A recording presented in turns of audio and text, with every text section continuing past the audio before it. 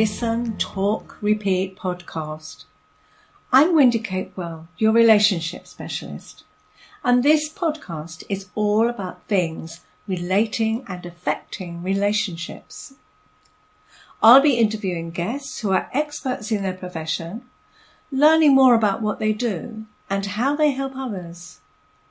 In some episodes, I'll be sharing some insights and tips of my own. So settle back and enjoy. Today, I'm going to be talking to the lovely Kate Bacon. Kate, I met, actually, we were both in a similar course, and it was called Selling from the Heart. And we kind of clicked, and we've kept in touch ever since, which is lovely. Kate has changed her career along the way, in some ways, and or her passions. But at the moment, she's a yoga teacher. And it's one of her passions. So part of what we're going to be talking about is that, but we're also going to be talking about relationships, because that was a chat we had a few weeks ago, wasn't it, Kate? So please introduce yourself. Hello, everybody. I'm Kate, as Wendy kindly introduced me. And yes, in the last couple of years, I've been starting to teach yoga. I've been practicing for a very long time, since I was 19. And I finally took the plunge and did my teacher training course 2 years ago. And I've been teaching face-to-face in Brighton, but I'm now looking at expanding my reach by teaching one-to-one yoga, which I prefer, to be honest, than teaching groups. But I'm going to do it by Skype, which might sound a little bit crazy, but I do have a background. All my other business work has been online. I've done website design and social media training over the years, and I started out as a virtual assistant supporting coaches and trainers. So I'm used to completely working on Skype and being online. So this is something new. I've tried it out and it works. So let's hope that it's going to work kind of as a business as well. That's really great, because I think so much more is going online now, isn't it? Mm-hmm. And I think with the advent of things like Skype, and I use Zoom a lot, and I think, there's so much that's going digitally, and reach more people. And if it works, why not? Because it means that you can contact more people and help more people. And I think that's wonderful. Exactly. And the thing is, I mean, historically, yoga has been all about doing a face-to-face class. So if you want to work with a particular teacher, you have to be in their location and where they're teaching. So when you do it online, obviously you can work with people anywhere in the world. And I've tried this out with people in Spain and people in California and in Canada. So it really doesn't even matter, apart from the time difference, unless you want to teach in the middle of the night. You're going to kind of watch out what hours you are working. But it means it's completely accessible to everybody, which is great. Yeah, that's the thing. It's a time difference, isn't it? So yes, you have to keep that in mind. Yeah, absolutely.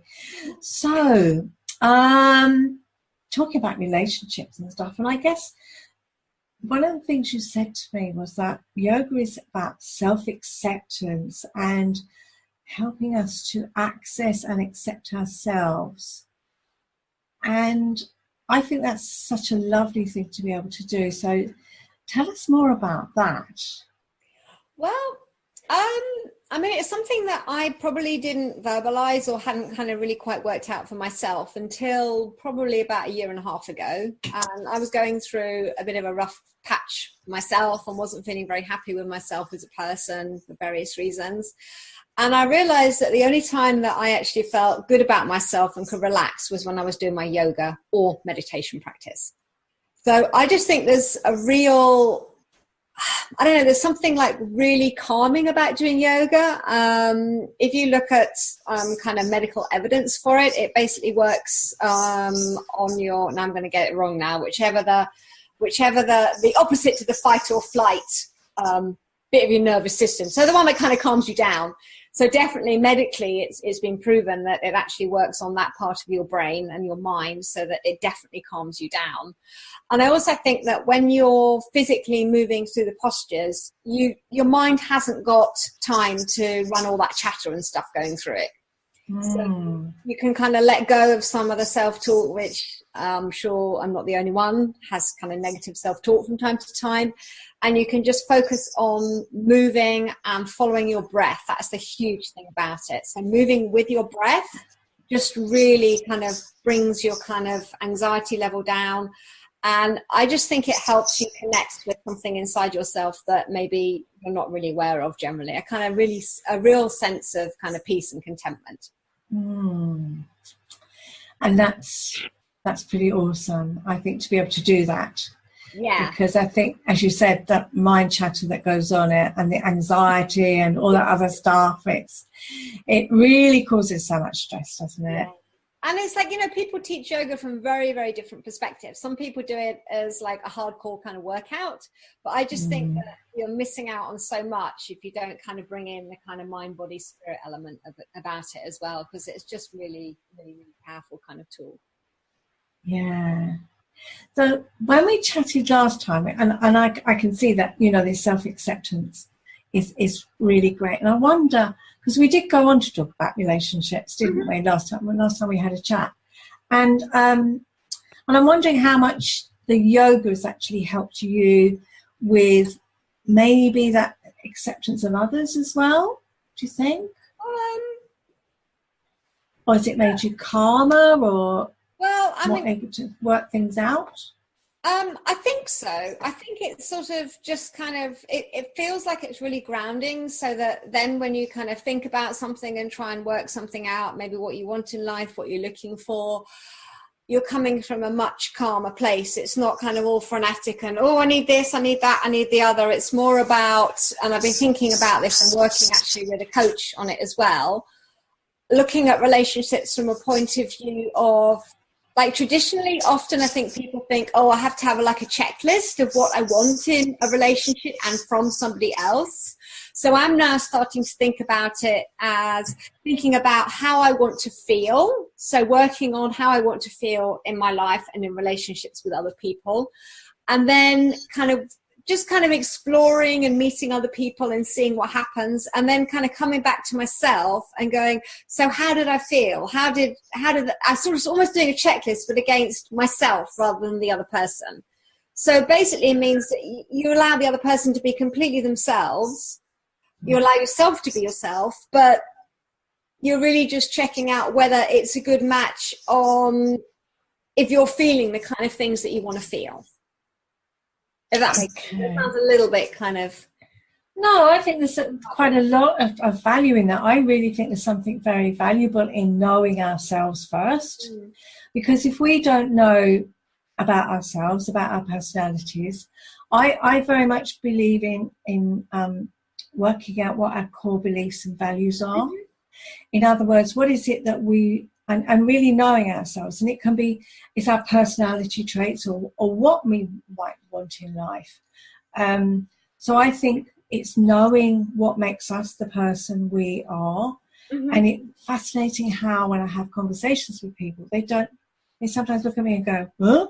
They haven't got a clue what I'm talking about. No, exactly. But what makes you the person you are? I know probably 90% of what makes me the person I am.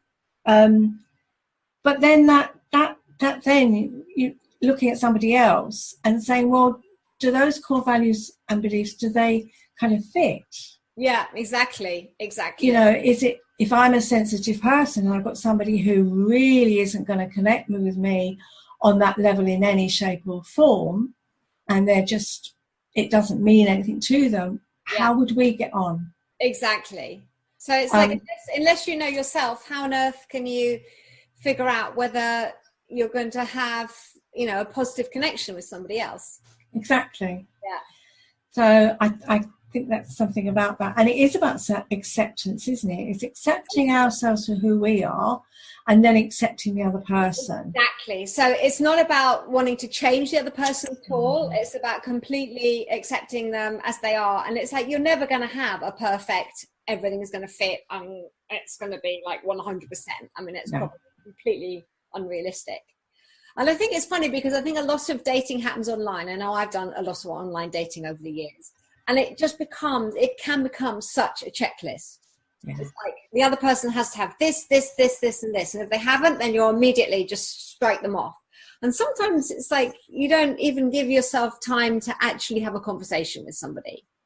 I mean, I'm also on the other side, quite a firm believer in intuition. And I know from my own experience, and quite recently I was chatting with someone online, and it was kind of, the conversation was going a bit strange. We were just messaging. We weren't even on Skype.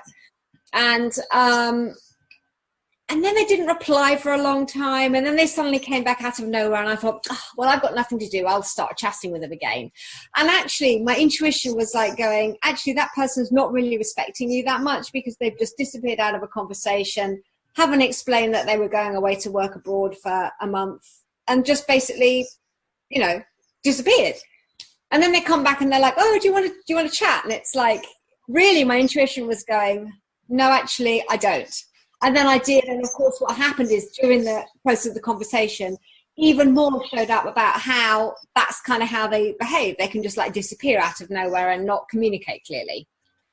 So really, really, there's something about being open-minded and, you know, allowing someone to be themselves. But also, if you've got any kind of feeling, any kind of red flag feeling coming up for you, really listen to it, because honestly, normally your intuition really is quite on the ball, even if your head's trying to tell you something different. Somewhere down here, I don't know where in the heart, the gut somewhere is like going, no, listen to this. There's something going on here, and it might not be so great. Yeah, and I think there's something about that, because if we don't, if somebody treats us like that and they're not respectful to us, then do we stop respecting ourselves? It's a really, really good point. Exactly. Because you're going to be the one who's going to be treated like a dishcloth or something, picked up and dropped whenever you're needed. Totally. So there's something very valuable about that, isn't there? Definitely. Yeah. So I want to ask you, many people think there's security in being in a relationship. What are your thoughts about that? Maybe I'm a bit different on that. I think, I'm not even sure who sells us this idea. Society, kind of. I mean, I guess it is part of society, and I guess in our Western society, it's still quite the kind of heterosexual couple, family, nuclear. No one says nuclear family anymore, but I remember when I was growing up, everyone was like talking about the nuclear family. Now it sounds like nuclear war. I don't know, maybe it's too much.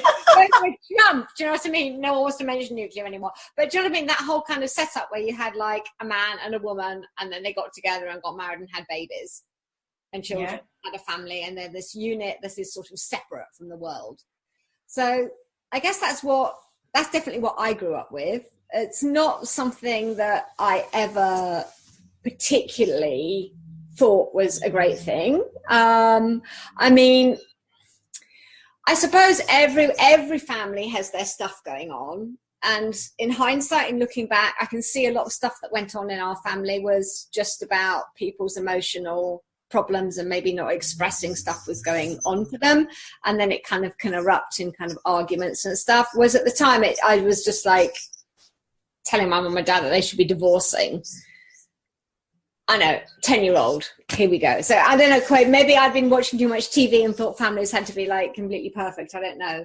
But I think I've never really, I mean, I don't know what it was, but ever since I was young, I was like, I never want to get married and have kids.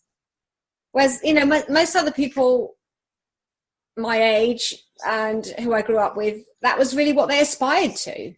And not everyone's done it, because I know we have get-togethers with some of the girls I was at school with, and we're all in our early 50s now, so we were at school a long time ago. And a surprising number did not just get married in their 20s and have babies. I mean, some did, and they've now got adult children, but a few of us didn't, and we've gone and done different things and worked abroad and had different kinds of relationships and stuff. So, but I sort of grew up with this sort of idea that that's what you were meant to do, but it never really resonated with me. So I would question whether being in a relationship brings security. That's going back to your question. I've sort of veered up. You're absolutely right, and I don't think it does, because if you look at it, you know, I mean, especially people think when they're married, that's it. Then they're safe with someone and they don't have to worry. That's it. But anyone in a relationship, either side, can leave at any moment.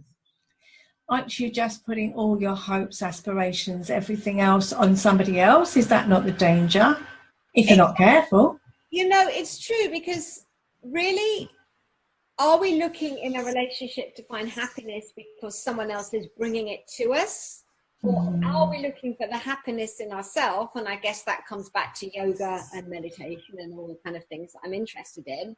Finding that peace of mind, that happiness within ourselves, and then taking that full kind of, you know, aspect of who you are as a person, and then connected with someone else, or more than one person in my case, because I'm in open relationships.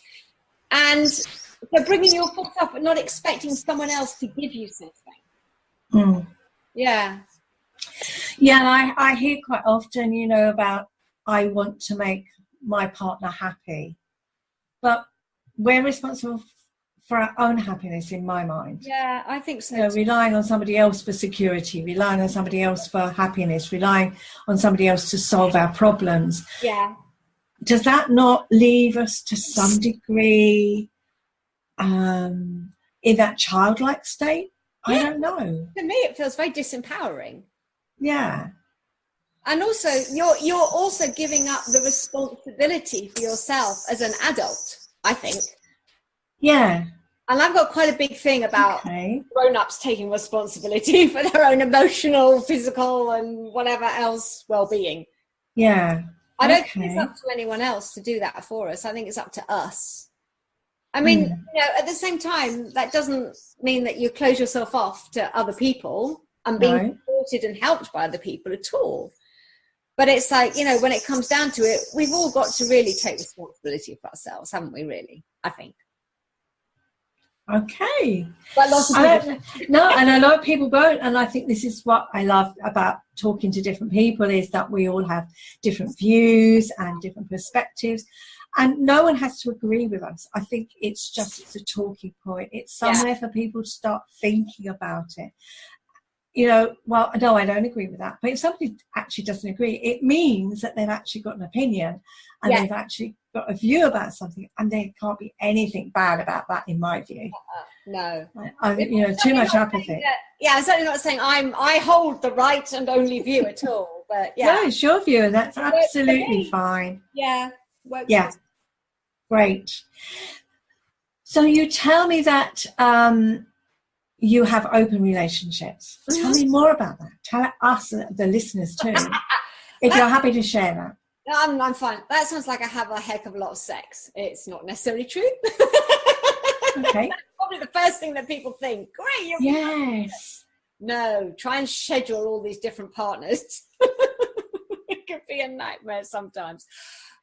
So basically, this is something I've been exploring for probably the last couple of years. And I just came to the thought one day, or was just thinking one day about, why am I expecting one person to meet all my needs in terms of a relationship? I mean, that's really where it mainly came from. It just seemed a little bit unrealistic to me. So I agree. You know, I have friends and I have friends on different levels that, you know, we have different interests and different ways that we connect with each other. And I'm thinking, why can't you do that with romantic relationships at the same time? Well, I had a kind of little bit of a kind of look around and have a think about it, and read stuff online. And I came across, a website that was really interesting called Relationship Anarchy. So that's sort of the idea behind relationship anarchy, is that you don't have a hierarchy of different relationships. So most people would put their like one-to-one relationship with their partner, as in, you know, significant other. I mean, we'll call them what you want, kind of above everything else, and then maybe their family will be there, and maybe their friends will be there, but definitely this one relationship would kind of top everything else. So in relationship anarchy, the idea is that you might have one or more lovers, and they'll be no more important than your family, no more important than your friends. I mean, you could have a friendship that turns into a romantic relationship that then just becomes friends. I mean, you can be a bit more fluid with things. But the big thing is, it's not like you are in this couple and therefore you are the most important thing and you're kind of the couple against the world. Right. And I think it's kind of interesting. And the whole thing was, it was all very ethical. The whole point was, it's not like someone maybe becoming dissatisfied with part of their relationship with their significant other and then going, right, I'm going to go and look for something else with someone else. But, you know, I don't really want to split up with my partner, so I'll kind of do something on the side. It was absolutely nothing about that. It was all about being really clear and really open and asking for what you want and talking about your needs and negotiating things. And I'm thinking, this sounds like really a good kind of philosophy, and I think I'm going to kind of see where that takes me. So really basically that's what I've been doing for the last couple of years. Recently I've been reevaluating it a bit because a lot of people I do meet online, and I'm just starting to realize that there are some people that kind of follow this philosophy and they're fully embracing it and they're really open about it. And they might be on a dating website and they might have one primary partner that they have a link to so that everybody knows what's going on. But, you know, outside of that, both those partners could be looking to have other relationships with other people. I'm like, yeah, that's great. And then you get a lot of people who go, oh, I'm in an open relationship. And when you kind of dig a bit deeper, it's like, I don't think your partner is like quite so blissfully aware that you're in this open relationship, or they're in an open relationship, and you realize that they're kind of saying they're in an open relationship because it's quite kind of cool and trendy, but in actual fact their partner knows nothing about it. So that's cheating. So that, yeah, of course it's cheating. Yeah, and that's a real distinction because yeah, there is a real distinction there. Yeah. And there's also a whole, you know, there can be different. So there's relationship anarchy on one side, which like doesn't, that philosophy doesn't have any kind of hierarchy. And then there's another very similar philosophy called polyamory, which is having multiple relationships. Now that can be a bit hierarchical because you can choose to have a primary partner and then have other partners kind of at different levels. And it doesn't really mean they're less important, but it also acknowledges the fact that you might have one person that is going to be more significant in your life. And I'm kind of veering a bit more down that route at the moment, thinking that I've been the sort of secondary partner of a few people over the last couple of years. And I think now it's time that I want to kind of have a bit more of an ongoing and meaningful relationship with, heaven forbid, one person over all these others. So this is hence why I actually put off doing this recording, because I'm thinking maybe I'm going back to monogamy now. Right. I don't know, but I don't think I am. But I think I realise that within this whole setup, it can lead to, and my experience has been, it can lead to a bit of sort of flitting in and out of connections with people that don't really last and don't really kind of turn into anything a little bit more meaningful. And I'm feeling a bit like, I don't want to wake up every morning with the same person. In fact, I was lying in the bath the other day going, oh, that would be my greatest fear, if I have one person next to me every single morning. In fact, I love living on my own. I don't even want to live with anyone at the moment. Okay. Might change, I don't know. I have lived with someone in the past. For 4 years, we were exclusive with each other. But at the moment, I love my own space. And I think the older I get a bit more set in my ways. So I like things like this. No, I don't want you to come in and leave your mess and your socks and whatever else around and wake me up when I don't want to be woken up, etc. But, you know, I'm human and I want connections with other people as well. So for me, it's a bit like a happy medium. But yeah, I am starting to think more on the lines of maybe I need to be a bit more focused in my search for someone who's, you know, a bit more important rather than just a casual thing that never really turns into anything a bit more meaningful. So are all these, when you have these encounters or relationships, are they always sexual, or are they sometimes friendships? Or so far they have all been sexual. I mean, I've seen people that haven't turned out that way, but then I guess because I'd say I was openly dating, but yeah, that's been not the primary, but a very important focus. Yeah. I'm just curious. But there's no reason why, you couldn't, meet people, and if there wasn't that spark, you of course you might get on another level and want to be friends with them. Absolutely. So I'm curious, Kate, the distinction, because you said that you have been the secondary person in these relationships up until now. So I'm just wondering, I just want to pose a question. What's the difference between that and being a mistress? Ooh. That's a tough one, I know. But it came into my mind. You okay me asking you that? Absolutely. I think the difference is because if you're somebody's mistress, generally it's all hidden and nobody knows about it. Right. It's not an open, it's not like their primary partner or generally their spouse would know about the mistress. It's all very secretive and undercover. Yeah. So I guess it's like being an ethical mistress. Yeah. My God, I don't know. I'm not sure I like the sound of that.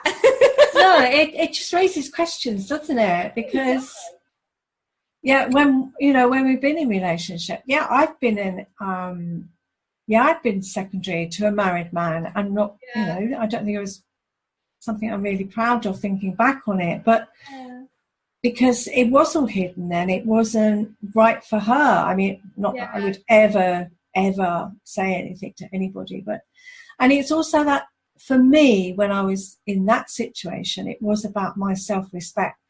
I'm not saying it's for you, but for me, it was thinking back on it. Well, I wasn't worth being that primary. And I think that's made the change for you when you've talked about that, because you said, I don't want to be second anymore. I want to be the top dog almost.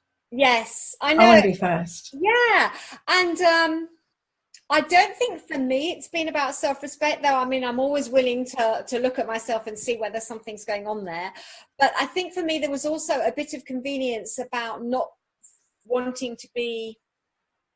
That was awful, because before I started doing this, I'd been in a relationship with someone for 3 years, and we hadn't lived together, but I felt absolutely stifled by it. So I know, in all honesty, that part of what I'm doing now is almost a bit like being completely 180 degrees opposite from that. So I have wondered whether part of my reason for going down this route is because I don't want to ever be in that situation again where I felt I couldn't fully be myself. Yeah. Because I felt I was always... It's funny because I felt I was actually coming second in the relationship to this other person I was with, because it seemed like their opinion and what they wanted was always more important than what I wanted. Yeah. So part of it was about taking back my own autonomy and being independent and doing things and doing relationships on my terms. But I'm also seeing that in doing that, I've kind of maybe put myself into the other side of the situation where I don't feel I'm getting enough from the connection, the relationships I have. They're a bit too fleeting. They're a bit too, there's not enough. I want a bit more. Yeah. I don't know whether this is all about me being an utter control freak and saying, right, it's got to be absolutely perfect, because I was saying at the beginning, right, there's no such thing as a perfect relationship. Like, if I just line everything up and it's like they're a primary, so therefore I see them a bit more. But yeah, we're not exclusive, so that's great. That gets rid of the whole feeling stifled situation. So maybe that will work. I don't know. No, and I think it's always I find it interesting to explore these things about what we want and how we feel about things, because I think there are all kinds of different relationships, and I think the more I've been doing these podcasts, I think the more I'm talking to people and finding out more about relationships and how different they can be, and even clients I work with, they have different relationships, and I think as long as there's the basics there, like honesty and respect and all you know, those basic things are there. I think how people work their relationships is totally down to them. Absolutely. And if they want commitment and if they want exclusivity, then that's fine. But if they don't, and they can work it, and there isn't any jealousy, which is, that's the next thing that crops up with everybody. Well, I think how we got into talking about this, you and me, was I posted something up on Facebook, and it was about, I think there'd been an item on Loose Women where they talked about open relationships, and I started a whole thread of people talking, and there were some people that were responding to me and saying, there's no way, because I'm not going to share my partner with anybody. I couldn't cope with being second best or being, you know, worrying about someone else. So I'm interested on your take on it. Oh, jealousy is an interesting one, isn't it? It really is. I think for my own self, I found that I don't feel jealous if I feel secure in who I am as a person. So that is the kind of big thing to start with. So it's about feeling really grounded and content and happy within myself. There's also something about really honestly believing that one person isn't able necessarily to meet all your needs. And there's also something else to add in the mix about our relationships are different with every person. So if maybe I'm partners with one person and they've got another partner as well, the relationship I have with that person in the middle is going to be completely different from the other person's relationship with that person. So no one can actually replicate my relationship with anybody. It's going to be unique. So in that way, I don't feel jealous. I mean, of course, if someone was not giving me any kind of attention and I never saw them, then I might start feeling a little bit uncomfortable. But something else I wanted to talk about in here, and I can't remember what it was. So there's something about feeling okay in yourself, something about knowing that no one else can replicate your relationship with someone else. I forget what the other thing was. Oh, it's really important. I feel like I need to go and look at some notes I wrote somewhere.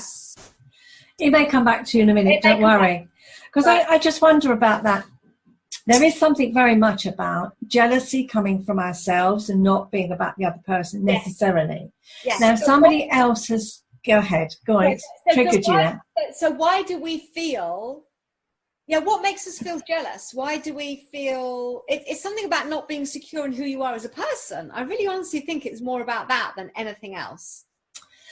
Yeah, and I think that there's something about that definitely.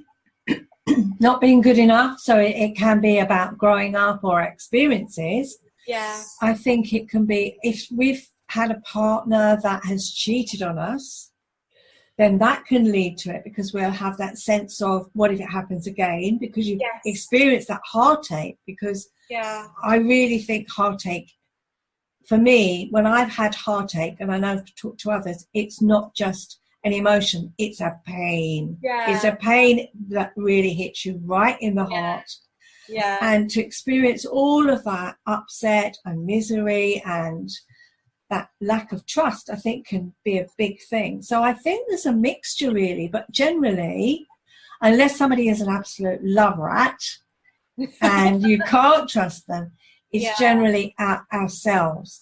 That's where it starts from. But that's simplistic. For a lot of people, that will be quite a simplistic response. Yeah, and it would be maybe a bit too logical. Like, in my head that makes sense, but that's not what I feel here.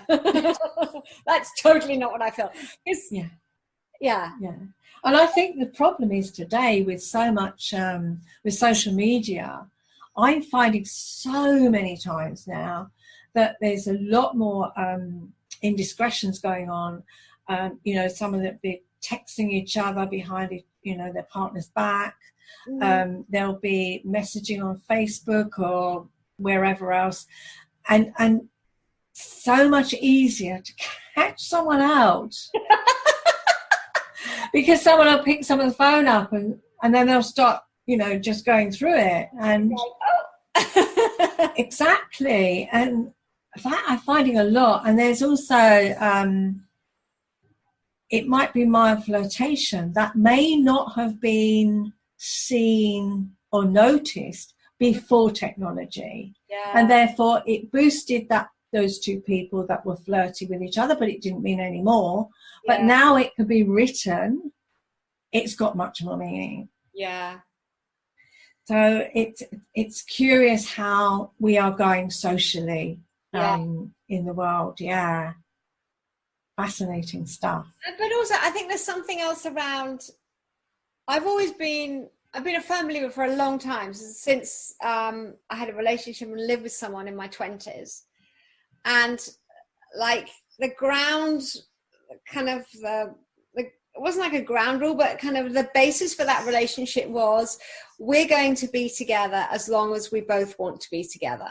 So none of this promising forever, just being completely realistic, but saying, and I think that whoever you're with, if they want to be with you, you'll be together. And if they've gone off with someone else and they haven't told you about it, maybe they don't want to be with you that much any longer. And painful as it is, maybe that's just something that needs to be on some level accepted. I mean, again, this is very simplistic, and you know, I'm not quite sure. I mean, this is not really, you know, if I said that to someone who is in a married relationship, they'd be probably horrified. But oh right, so they've gone off me and they're going out with someone else, and I just need to accept it. So, but do you know what I mean? There is something about, I think, we have connections with people and we stay together for as long as we both want to. And I think that if somebody goes off with someone else, quite often it means there's something lacking in the relationship. Now, you can put that responsibility on both of you, because if you're both neglecting the relationship in one way or another, and if you haven't got the ability, the balls, the honesty, the care, the affection, whatever it is, to be able to say to your partner, or even listen.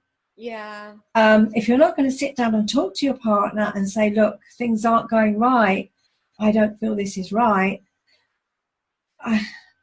then relationships, they will drift apart, and one will wander off and find, either they'll find somebody else, or they'll find a distraction, or they get involved in their work or a hobby or something. They'll emotionally leave that relationship.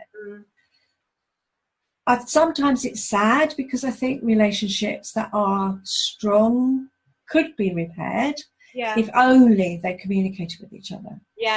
Oh my God. Tell me I about think communication is just like everything, isn't it? Oh, yeah. And it can be so hard, especially if one person is quite emotionally, I sound like I'm being you know, like kind of superior, but if you've, you know, got a fairly, you know, good level of, you know, accepting of yourself, and you're kind of quite self-aware, etc. And maybe you're with someone else who really doesn't know how to deal with their feelings or communicate about their feelings. That can be quite difficult. Yeah, and I think I've worked with couples who said, you know, talked in front of me openly and said, well, you know, I'm really not happy, or this isn't happening, or that. And the other ones said, I haven't heard that before. And the first one said, well, I've been telling you this for years. And there's something about not being open or listening. It's do we get defended, or what happens to us? Or do we just think, well, they're there and therefore I don't need to worry? Maybe. There's lots of reasons for it, but it's fascinating when I can get two people sitting down in front of me and actually getting them to hear each other. Oh my God, isn't that seriously the biggest thing? It's the biggest thing. And for me, that's been so important. Like my whole life, I've always, one of my big values is feeling heard. Oh, me too. Oh, and it's like, it doesn't really matter if you know. And also, oh my God, and this is another thing, it's a niggle I have about men, I have to say, in particular about men, because I've had relationships with men and with women. What is this thing with men that they seem to want to tell you what they think you want to hear, rather than their truth? That's an interesting one, isn't it? And I don't know, for me, that just seems to be so strongly apparent in so many men I've come across. Really? So you found that more in men than women? Yeah. Oh God, women just will offload everything. It can be a little bit over the top sometimes, from my experience. But men, I don't know. It's like they just. I think, and again, you know, I'm feeling here I'm about to like launch myself and dig myself into a hole of just being completely stereotypical. But it seems that often men seem to just want a quiet, and I've talked to male friends of mine about this, so it's not like this has just been in relationships I've had, it's been in friendships as well. So I've talked to them about it and said, I just really want to kind of understand this. And I think some men have actually said to me, oh, we just want an easy life. So we think if we say what you want to hear, that will make our life easier. Rather than just like go, okay, you know, I can't do this, or I can't give you this, and maybe this isn't working, and being completely honest and go, right, okay, now we know where we are. So this whole kind of like fabrication of what's going on for them, so that you feel as a partner or a friend of this person that there's some kind of relationship going on, and from their point of view, it's something completely different because they're not really being honest about it. No, and I wonder whether there's something about people. I get so many people saying to me they don't like conflict. Oh, not conflict, no, that's the wrong word. They don't like confrontation, but what they mean is they don't like conflict. Yes. But I think that stops people from saying what they really feel, because they don't know how to say what they feel without it becoming conflict. And you know what, you know, I will stand completely honestly here and say I've probably been in that situation as a woman. So, you know, maybe I need to like quit my gender stereotypes here and go, actually, from a female point of view as well, or from my own point of view, sometimes it can be difficult to be honest, because you know it's not going to land very well with the other person.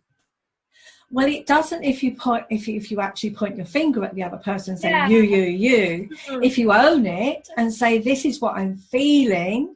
Sometimes it's, you know, even some of it, I find it still doesn't land very well. Doesn't it? Even when, because I try to be really careful when I say something. Yeah. To point the finger and blame and say, okay, this is what's going on for me and this is how I'm feeling in response to. And sometimes it's, yeah, I think just because as humans, maybe we're hardwired to hear someone saying something to us that feels critical as personal. And I don't think we've learned as humans how to communicate effectively. Yeah. I really think that as soon as somebody says something negative, we pick up on that one word, that's it, and away we go with it. Yeah.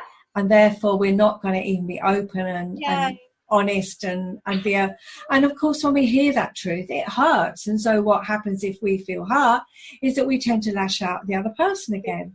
Yeah. And then it just escalates. Yeah. So yeah, it's one of my missions is to help people communicate more effectively, because I think if they can communicate better, then they're going to, every relationship's got to be better, surely. Oh my God.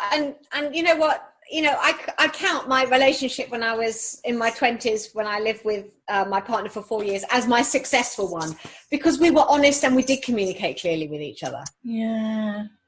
And it, you know, it was really refreshing. And we ended up splitting up, and all our friends were going, we don't understand why you've split up. You're so happy together. And it's like, well, I wanted to go to America. She wanted to do something else. So we split up. And it was a little hard for 2 years because, you know, we were doing different things. And, you know, although we'd agreed to do it, it was still a bit like, oh, this is a bit strange. It took about 2 years to really become friends.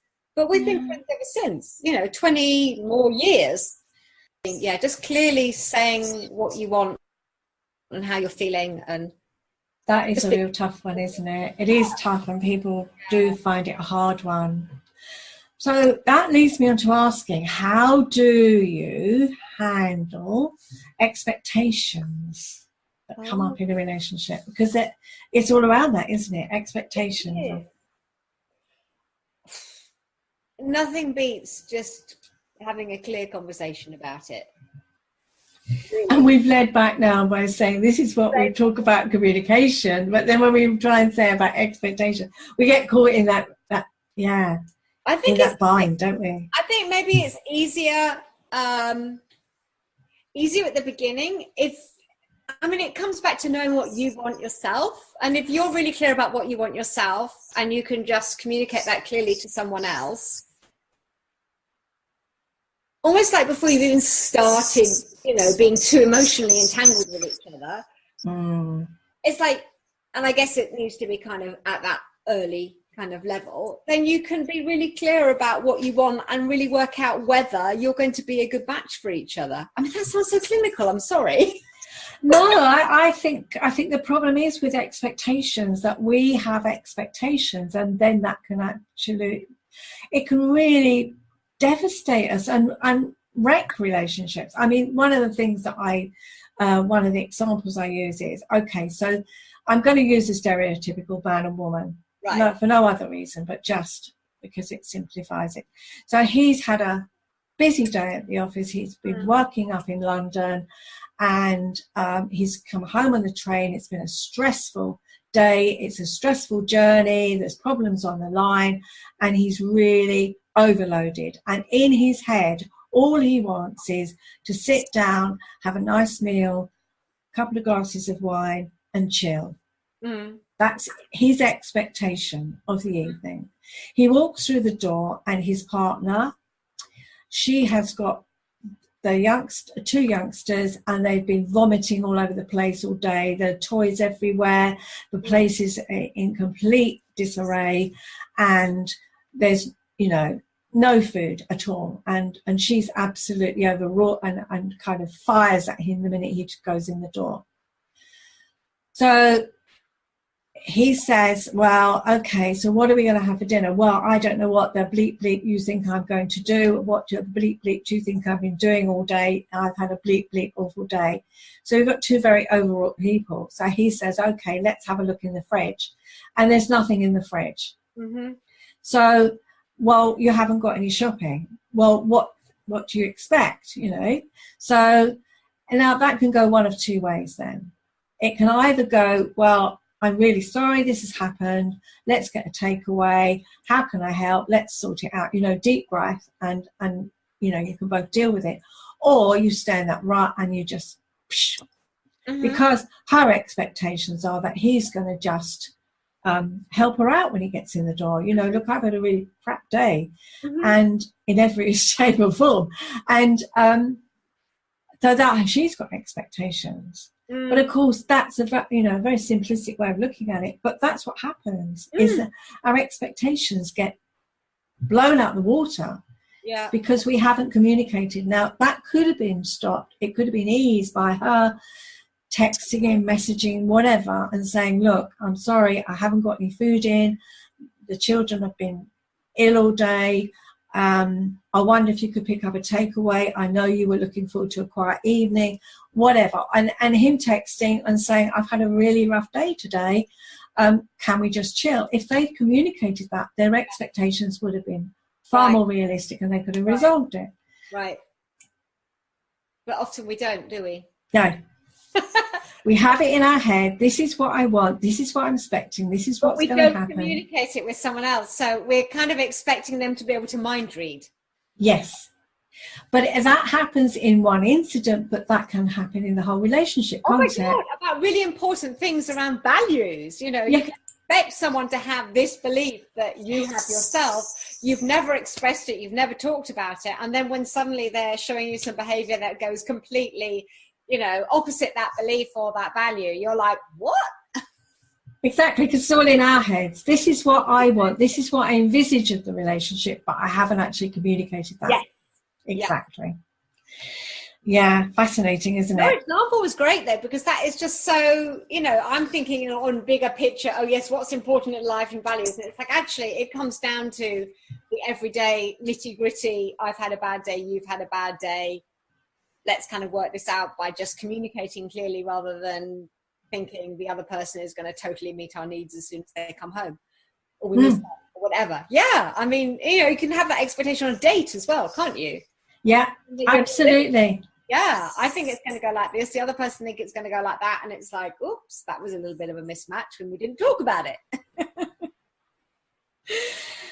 So do you have any tips for navigating that myriad of emotions that come up in relationships? Because, wow, don't they just? Oh, God. I feel like I'm kind of repeating myself a lot, but I just think really getting really clear on what's important to you and getting really clear about how you're feeling to start with, and then just being honest about it, honest and communicating clearly. Yeah. Yeah. Yeah. And I think there's a fine line between being able to communicate our emotions and being really needy and dumping it all on the other person. Yeah. Yeah. This is what I need. You've got to give me this because I'm feeling, you know, for example, I'm feeling insecure. So I want you to keep reassuring me. And then kind of all of that stuff, because I think that can go the other way, can't it? You know, I think that's where it comes back to taking responsibility for looking after yourself, ultimately. Difficult when we're feeling very emotional or low, or there's a lot to manage, isn't there? Yeah, I think maybe it's about, I mean, I work with a coach in the States, and we have a quarterly virtual retreat with a number of us called Cycle. And it's all about like really good self-care. And it's not, you know, self-care is not about having bubble baths and chocolates and putting your feet up. It's about getting clear about what your needs are and knowing that it's actually your responsibility to meet your own needs. But that also means that you can ask for things as well. So sometimes it might be that your need is, I just need some space on my own. So just saying no to an invitation for something that you would otherwise have felt kind of obligated or felt you should do. Yeah. So I guess it's almost like radical self-honesty to start with.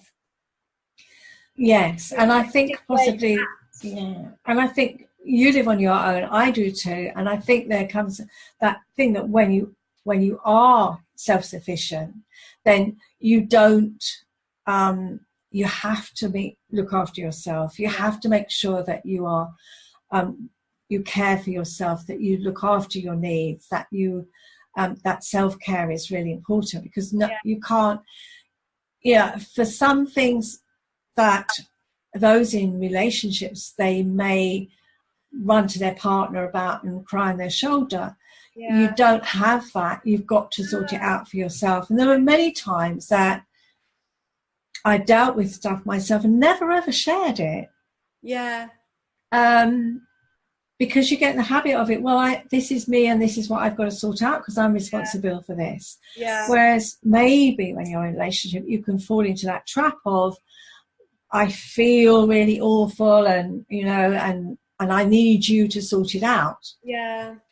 I don't know. I think everybody should live on their own for a period of time in their lives because they learn to be self-sufficient. I mean, when I meet so many people who've gone from living at home, getting married, and going into a relationship, and then maybe another relationship and another relationship, they've never learnt that being alone and having that self-care and getting to know themselves and being self-reliant and being responsible. Absolutely. I'm not knocking relationships by any means.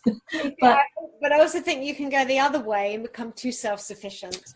Yeah, it's knowing when to ask for help as well. Yeah, because I know there's been times in my life, and funnily enough, I did an exercise on core valued, or actually it was called core desired feelings, and this was really interesting. So 2 came up that were I wanted to experience freedom.